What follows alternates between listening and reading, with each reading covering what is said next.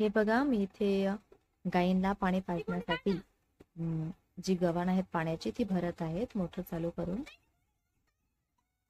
आता थंडी आहेत, गायी पाणी पित नाहीत, पण मग तरी एक 12:30-1 वाजता त्यांना जर पाणी जर पाजलं तर त्या थोडंफार तरी पाणी पितात.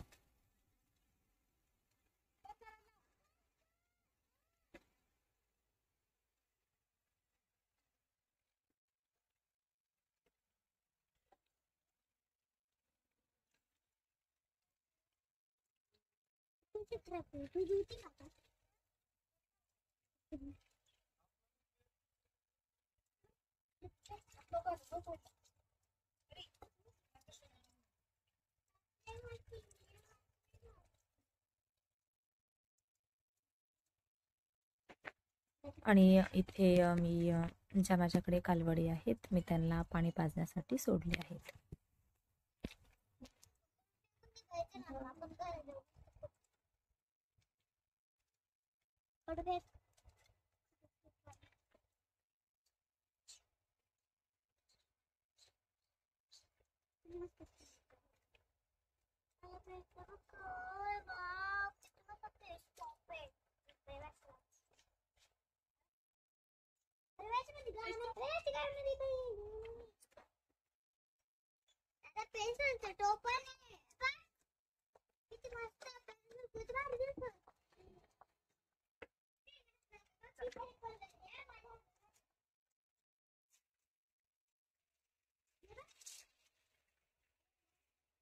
कसे आहात मित्रांनो? तर इथेच आपण आपल्या व्हिडिओची सुरुवात करत आहोत. तर तुम्ही हे बघू शकता तुमच्या मागे.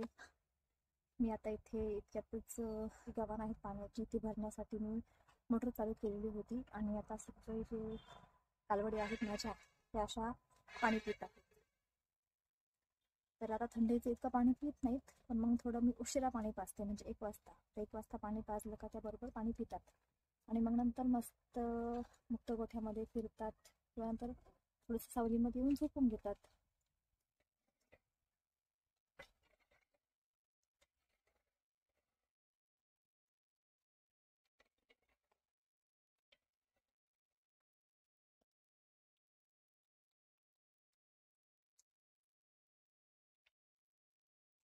आणि इथे मी गायींना पण पाणी पाजून घेत आहेत.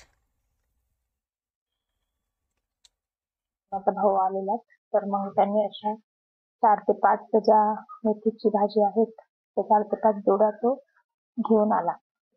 निवडायचं काम करत आहे. हे बघा, भरपूर सारे तो भाजी घेऊन आलेला आहे. तर इकडे त्यांनी हे असे छान असे फ्लावरचे कण देखील आणलेले आहेत. हे बघू शकता, हे फ्लावरचे कण पण आहेत.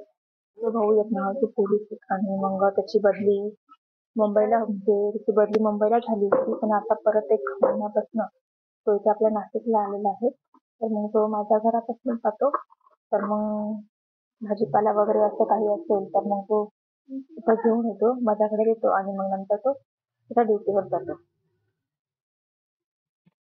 तर हे बघा मित्रांनो, इथे माझ्याकडे जे हरका खोबरं जे आहे ते साधारण 2.5 किलो आहे.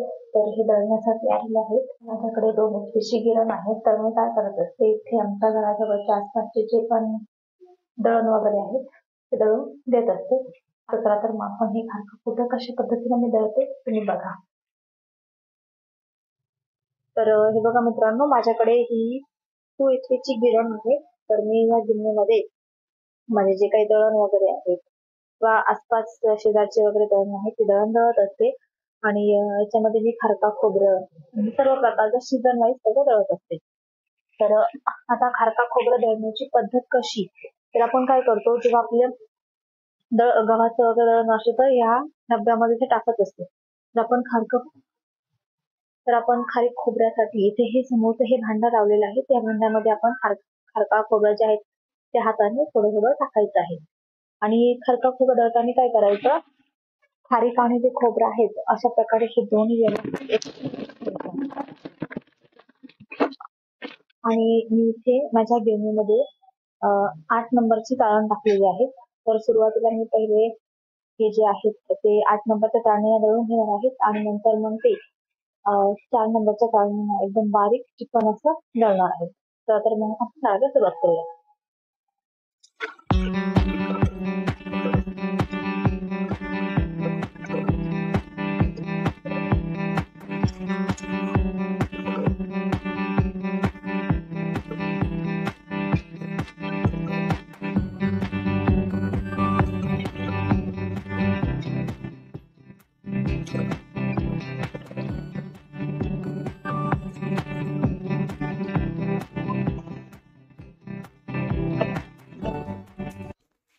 आणि इथे आपलं जे खारका खोबरं आहे ते दळून झालेलं आहेत.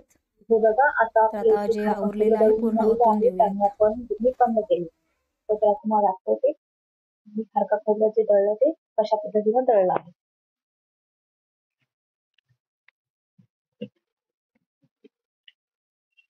तुम्हाला बोलली की आपण पहिले हे जे खारका खोबरं आहे ते 8 नंबरच्या चाळणीने दळून घेऊयात आणि नंतर आपण 3 किंवा 4 नंबरच्या चाळणीने दळूयात. तुम्हाला गरज नाही वाटत आहे कारण की खूपच बारीक झालेलं आहे हे बघा. आणि काय होतं आपण 8 नंबरची जी चाळण आहे ती जर लावलीत ना तर जे खारका खोबरं दळण्यात पटकन मदत म्हणजे पटकन दळलं जातं आणि असं बारीक पण व्यवस्थित होतं. आणि हे बघा अगदी बारीक असा त्याचा भुका झालेला आहे खारका खोबऱ्याचा. आणि मी जे हे खारका खोबरं आहेत ते 40 रुपये प्रति किलो अशा पद्धतीने घेते. आता हे 3 किलो आहे तर मग मी याचे त्यांच्याकडनं पैसे घेणार आहे 120 रुपये. तर मी इथेच व्हिडिओची एंडिंग करत आहेत आणि सर्वांना गुड नाईट. आणि मला कमेंट करून नक्की